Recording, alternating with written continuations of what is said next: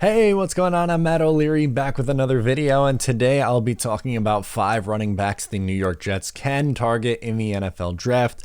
Before we get started today, I just wanted to mention you can follow me on social media at Matt O'Leary NY. If you haven't already, please make sure to check out the podcast. You could also see the merch down below, or if you like the video, give it an applause. All right, so you're going to notice right off the top that there are 2 guys missing who are very, very good running back prospects, and that is Najee Harris and Travis Etienne. The reason why they are not on this list is not because I don't like them as prospects. They are very good prospects. The thing is, the Jets are not in a position where they could take a running back that early. I do not want this video to turn into a running back value video about the first round or anything like that. And even at 34 this year, the Jets just have far too many needs. They're taking a quarterback number 2 overall. You need an interior offensive lineman. You need corner help. You need edge, linebacker potentially as well, maybe tight end.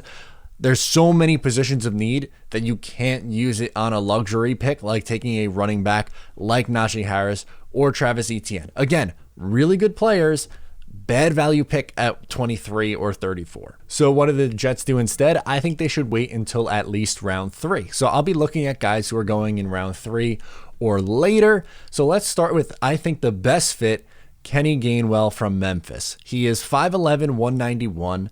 He's very good in wide zone as he's ran it a lot. Hello, perfect fit. The Jets will be running a wide zone in this LaFleur style of offense, what they've done in San Francisco, what they're doing in Green Bay, what they did in Tennessee a little bit. It makes perfect sense. Now, Gainwell opted out in 2020, so he hasn't played, which I look at as a good thing, actually. You don't necessarily want to draft a running back that has a ton of miles on him and then put a ton more miles on him, like Todd Gurley. He was pretty much done at, 26 years old?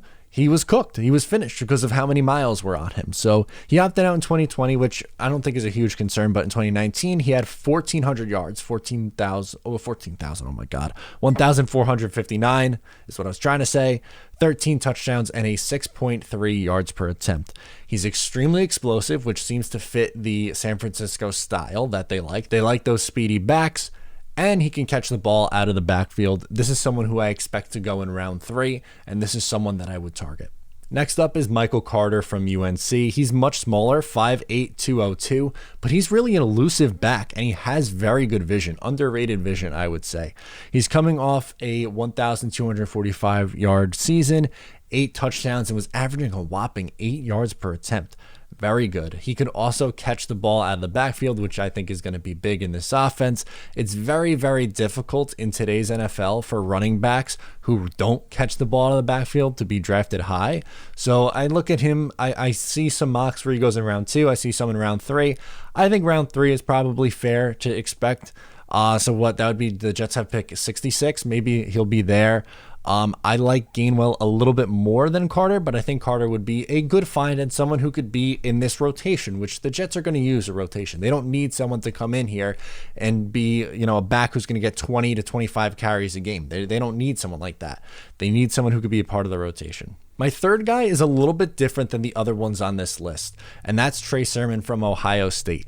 He's 6 foot, 214 pounds. He's a little bit bigger. He's more of a power runner, which is not necessarily what you would normally say with the San Francisco style of offense, and he's not great at catching out of the backfield, but he has really, really good vision, and he has 870 yards and 4 touchdowns, 7.5 yards per attempt.